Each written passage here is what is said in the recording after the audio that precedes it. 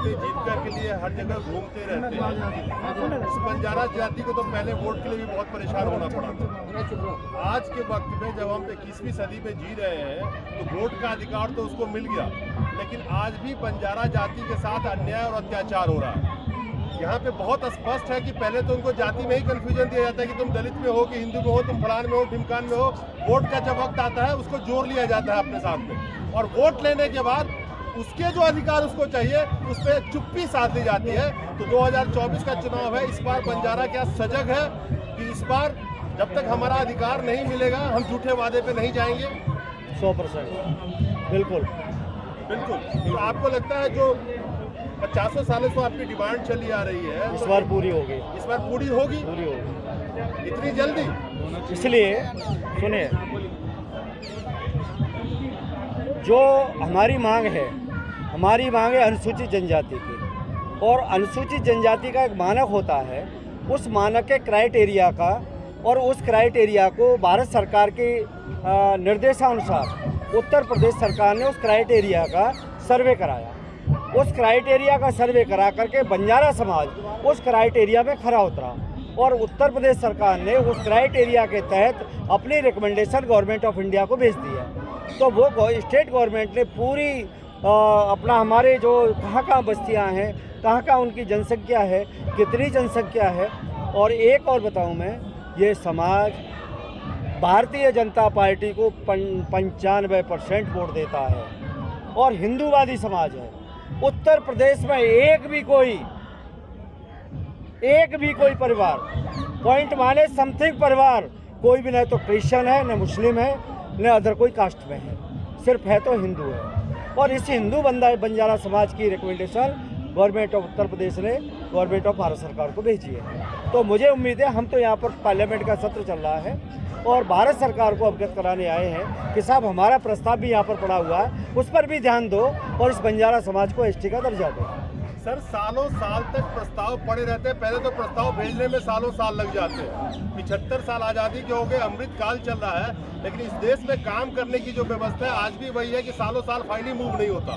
आज जब आपका फाइल यहाँ भी रखा हुआ है तो क्या लगता है कि एकदम से 2024 में हो जाएगा? नंबर 1। नंबर 2 सुनिएगा, नंबर 2 सवाल यह है कि आपकी भागीदारी वोट के मामले में किसी भी पॉलिटिकल पार्टी को नहीं लगती कि बहुत ज़्यादा फर्क बनाता है, इसलिए आपकी अवहेलना की जाती है मांगों की, ऐसा महसूस होता है। अगर आपके वोट में दम होता तो आपके तरफ से भी 2-4 MP या 1 आध MLA होते जो अभी तक नहीं है। तो किसी न किसी तरह से मैं इस बात को कह सकता हूं, मेरी इंडिविजुअली राय है कि आपकी भागीदारी इतनी कम है कि किसी भी राजनीतिक पार्टी को, चाहे सरकार हो चाहे विपक्ष हो, आपकी परवाह ही नहीं है शायद। हाँ, इस संदर्भ में मेरा जवाब है, उत्तर प्रदेश में 20 लोकसभा क्षेत्र ऐसे हैं जहां पर 50,000 से लेकर के, और 2-3 लोकसभा ऐसी है जहां पर 1 लाख से अधिक वोट है। और इस बार हमने सरकार को अवगत कराया है कि हमारी इतनी जनसंख्या, इतने वोटर हैं और हम आपको 95% वोटिंग करते चले आ रहे हैं। अगर इस बार हमारे युवा इतने विचलित हैं कि यदि हमें अनुसूचित जनजाति का दर्जा नहीं मिला, हमको भागीदारी नहीं मिली, तो हो सकता है कि ये समाज, जो देश आज़ादी से हिंदूवादी समाज और अब तक भाजपा को जो सपोर्ट करता चला रहा है, मैं तो समझता हूँ जब से मैंने भारतीय जनता पार्टी में कदम रखा और भारतीय जनता पार्टी के लिए काम कर रहा हूँ 35 सालों से, इससे पहले मैं गोपीनाथ मुंडे जी के साथ में पूरे देश में काम करता था, अब मैं अपने दम पर उत्तर प्रदेश में काम कर रहा हूँ। अपने दम पर मैंने उत्तर प्रदेश सरकार के रिकमेंडेशन गवर्नमेंट ऑफ इंडिया को भिजवाया है। आपका एक सवाल बिल्कुल सही है कि यदि हमारी भागीदारी होती, हमारा भी कोई MLA होता, हमारा कोई MP होता, राज्यसभा में होता या लोकसभा में होता, हमारा या विधान परिषद में होता, विधानसभा में होता, शायद हो सकता है सदन में हमारी आवाज़ गूंजती और वो आवाज़ दिल्ली तक आती। और हमारी आवाज़ इसलिए दबके रह जा रही है कि हमारा समुचित प्रतिनिधित्व न होने के कारण ये स्थितियां आई हैं। शायद हमारा प्रतिनिधित्व होता तो आज हमें ये स्थिति का सामना नहीं करना पड़ता।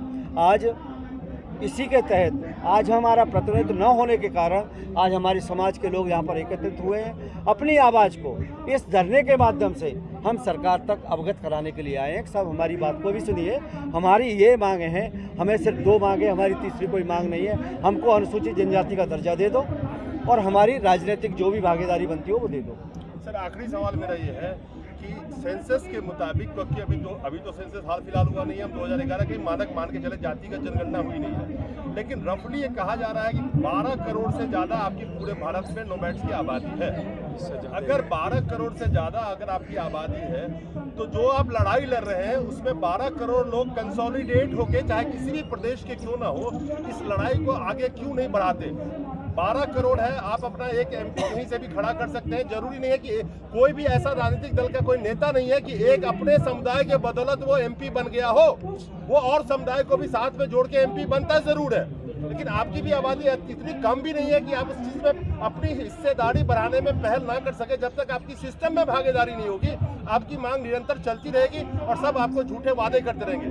क्वेश्चन ये है कि आप अपनी भागीदारी सिस्टम के अंदर में, चाहे एमएलए हो, एमपी हो, उसको बढ़ाने के लिए अपने समाज को कंसोलिडेट करेंगे, जागरूक करेंगे। आज जो ये प्रश्न आया, वाकई जो हमारे सोए हुए नौजवान थे वो अब जागरूक हो गए। जहाँ भागीदारी की बात थी, हमारे कोई भी प्रधान हुआ या कोई भी मुखिया हुआ, कोई भी प्रमुख उस क्षेत्र का दबंग कोई हुआ, हमारे वोट खेतों में बिक जाते थे। खेतों में बिकते, अरे वो बंजारे, वो बस्ती, अरे उसकी चिंता मत करो, वो तो वोट हम डलवाई देंगे, हम डलवाई देंगे। लेकिन अब ऐसा नहीं है, ये समाज जागरूक हो चुका है, समाज अपने वोट का अधिकार समझ चुका है, और अपने उस वोट का अधिकार जब समझ चुका है तो अब सोच विचार करके वोटिंग करेगा। और ऐसा नहीं है कि अब भेड़ चाल में नहीं रहेगा। समाज को आज राजनीतिक क्षेत्र में हम लोग आगे आए राजनीतिक क्षेत्र में, इसलिए हमें भी मान सम्मान स्वाभिमान चाहिए। और हर जाति अपने मान सम्मान स्वाभिमान की लड़ाई लड़ रही है, तो बंजारों को मान सम्मान स्वाभिमान क्यों नहीं? मान सम्मान स्वाभिमान जब ही मिलेगा जब आप उसको भागीदारी देंगे, उसकी जो आरक्षण की मांग है उसको पूरा करेंगे। चलिए अपना परिचय भी बता दीजिएगा, और मान सम्मान तभी मिलेगा जब भागीदारी आएगी जनता की। मैं ओम प्रकाश नायक, माननीय राजनाथ सिंह सरकार में दर्जा राज्य मंत्री रहा था, माननीय योगी जी सरकार में सदस्य एससी और एसटी आयोग रहा, अखिल भारतीय नायक बंजारा महासभा का अध्यक्ष होने के नाते मेरे समाज के लोग मेरे साथ आए हुए हैं और अपनी मांग को लेने के लिए यहाँ पर बैठे हुए हैं। नेताजी तुम संघर्ष करो, हम तुम्हारे साथ हैं। नेताजी तुम संघर्ष करो, हम तुम्हारे साथ हैं। नेताजी तुम संघर्ष करो, हम तुम्हारे साथ हैं। बंजारा एकता, बंजारा एकता जिंदाबाद।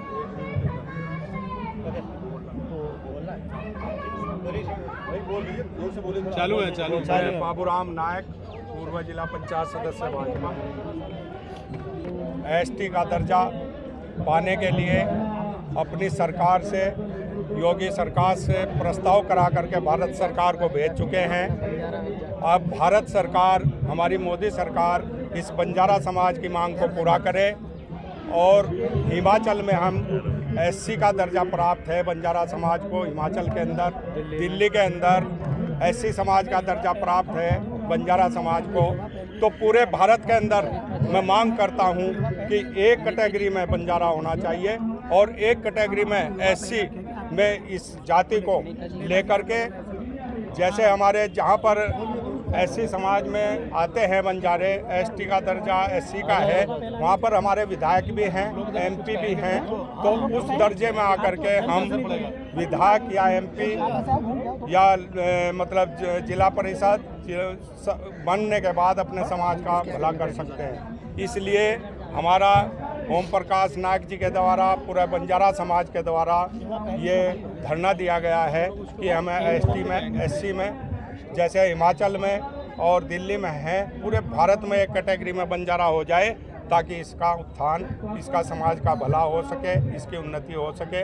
मैं ऐसी मांग करता हूँ। नहीं चलेगी, नहीं चलेगी, नहीं चलेगी। बंजारा कानपुर देहात। आज हम परम आदरणीय ओम प्रकाश जी नायक के नेतृत्व में एससी एसटी की जो हमारी मांग है उसको लेके हम लोग भारी तादाद में आए हुए हैं।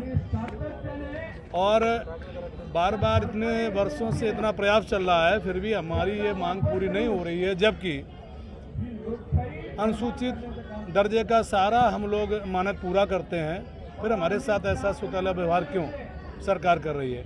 जबकि लगातार हमारा पूरा समाज सरकार के साथ है, हमेशा वोट दे रहा है। 14 में दिया, 17 में दिया, 22 में दिया, फिर 24 आ रहा है। तो हमारी जायज़ मांग तो होनी चाहिए। हमारे माननीय ओम प्रकाश जी नायक हैं, लगातार संघर्ष कर रहे हैं। ऐसे लोगों को आगे बढ़ाना चाहिए, सरकार को उनको टिकट देना चाहिए। जबकि हमारी इतनी तादाद है, इटावा से है और भी तमाम लोकसभाएं हैं, तो हम ये मांग करते हैं कि माननीय ओम प्रकाश जी को अब की बार 24 में उनको प्रदत्त की जगह कहीं से टिकट दिया जाए। ये हमारी बंजारा समाज की मांग है। आपकी इच्छा क्या है? ओम प्रकाश जी को आप लोग किस लोकसभा से चाहते हैं? मैं चाहता हूँ वो जहाँ से आएंगे, इटावा से आएंगे, इटावा में हम पूरी इटावा से आ जाए। बोल रहा हूँ, इटावा से आ जाए, औरिया से आ जाए, सिकंदरा से आ जाए। अरे कोई नहीं, हम बताना चाहते हैं इटावा लोकसभा हमारी 1,15,000 वोट है और हम चाहते हैं इटावा से सुरक्षित सीट है और वहाँ से हमारे ओम प्रकाश नायक जी को टिकट दिया जाए। और आपको बता दें 283 विधानसभा ऐसी हैं जहाँ 5,000 से लेके 45,000 बंजारा वोट है। कहीं प्रतिनिधित्व नहीं करने का मुद्दा है, लेकिन शुरू से भारतीय जनता पार्टी को बंजारा समाज वोट देता चला आया है। अब हम चाहते हैं कि हमारा समाज जाग चुका है और आपके साथ लगा हुआ है। उत्तर प्रदेश में और सेंट्रल में डबल इंजन की सरकार है। सबका साथ सबका विकास का जो नारा लगा रहे बंजारा समाज पूरे उत्तर प्रदेश में भारतीय जनता पार्टी के साथ चला आ रहा है। अब हम चाहते हैं कि बंजारा समाज दोनों सेंट्रल में नारा भी सच साबित हो। आरक्षण और भागीदारी मिलनी चाहिए। एक सवाल है, अगर आप अपने नेता के लिए टिकट की मांग कर रहे हैं जी, अगर इटावा से उनको टिकट नहीं दिया जाता तो क्या निर्दल प्रत्याशी भी आप अपने प्रत्याशी को उतारेंगे? नहीं, हम निर्दल प्रत्याशी उतारने हम आज हमारी मांगी थी, हम 95% भारतीय जनता पार्टी को देते चले आ रहे हैं। हमने सरकार को और पार्टी को दिया है, बंजारा समाज ने भाजपा को दिया है, लेकिन अभी तक भारतीय जनता पार्टी ने सरकार ने बंजारा समाज को कुछ नहीं दिया है। इसलिए हम अपनी मांग को लेकर इस जंतर मंतर पे अपनी आवाज देने के लिए सेंट्रल पर आदरणीय प्रधानमंत्री जी को, आदरणीय अमित शाह जी को, सेंट्रल को हम लोग बताने आए हुए हैं। धन्यवाद। बंजारा समाज 1947 से आज़ादी के बाद, वो बंजारा समाज 1951 तक ट्राइबल क्रिमिनल में आता रहा। इसके बाद बंजारा समाज बड़ा शालीनता से आज तक जो कंडीशन आप देख रहे हो बंजारा समाज की, कहीं राजनीतिक भागीदारी नहीं है। अभी हमारे उत्तर प्रदेश के माननीय योगी जी ने हमें यह आश्वासन दिया आके कि आपके सारे गांव राजस्व हो जाएंगे और आपका जो अनुसूचित जनजाति का जो मामला है इसको आरजीआई के यहाँ भेज दिया जाएगा। हालांकि माननीय योगी जी खरे उतरे अपनी बात पे और उन्हें आरजीआई में भेज दिया। माननीय केंद्र सरकार को मैं ये सांकेतिक धरना से एक बताना चाहता हूँ कि कम से कम ये युवा है, आपके साथ शालीनता से जुड़ा है। कहीं हमारा बंजारा समाज कोई धरना नहीं करता है, कोई प्रदर्शन नहीं करता है, कोई उग्र भावना नहीं रखता है। हम हमेशा सरकार के साथ जुड़े रहे हैं। लेकिन आज ये कंडीशन हो गई है हमारी कि हम लोग हर समय वादे पे वादे। अब मैं सरकार से निवेदन करना चाहता हूँ कि ये 2024 में यदि हम लोगों को भागीदारी मिले, हमारी जो अनुसूचित जनजाति की मांग है उस पर विचार किया जाए। और मैं नेताजी से भी निवेदन करना चाहता हूं कि नेताजी आप अपनी मांग, हमारी ये मांगे जो हैं वो सरकार के साथ रखिए, अन्यथा हम लोग आंदोलित हो जाएंगे। क्योंकि हम आपके बहकावे में, आपके झांसे में, आपके मनावे में कब तक आएंगे? आप हमारी बातें रखिए। हम युवा, एक युवा का जो कीमत होती है, जो अदर कास्ट की वोट की कीमत है, वही वोट की हमारी कीमत है। क्या हमारा युवा, हमारा बच्चा, हमारा भाई उस कैटेगरी में नहीं आता है जो हमें एक भी कोई अधिकार नहीं मिल रहे हैं? इसलिए मैं निवेदन करता हूं नेताजी आपसे कि हमारी मांगे। आपने कहा कि आपका पूरा समर्पण जो है भाजपा के लिए है, और ऐसे में अगर भागीदारी नहीं देते राजनीतिक में आपको, तो आप तब क्या करेंगे? एक बार बात करेंगे। एक बार मैं सरकार को सांकेतिक रूप से, ये धरना के माध्यम से सरकार को चेताना चाहता हूं कि इस बार 24 में हम आपके साथ हैं। अगर इसी प्रकार हमें अनदेखा किया गया तो आने वाली राय आपकी अच्छी नहीं होगी, ये मैं चेतावनी भी देता हूँ। और नेताजी से आग्रह करता हूँ कि हमारी बात पूरी तरीके से रखी जाए सरकार के सामने। कदम उठाया आएगा नहीं, ये नहीं आएगा। बंजारा एकता जिंदाबाद। आरक्षण दो, आरक्षण दो, आरक्षण दो, आरक्षण दो।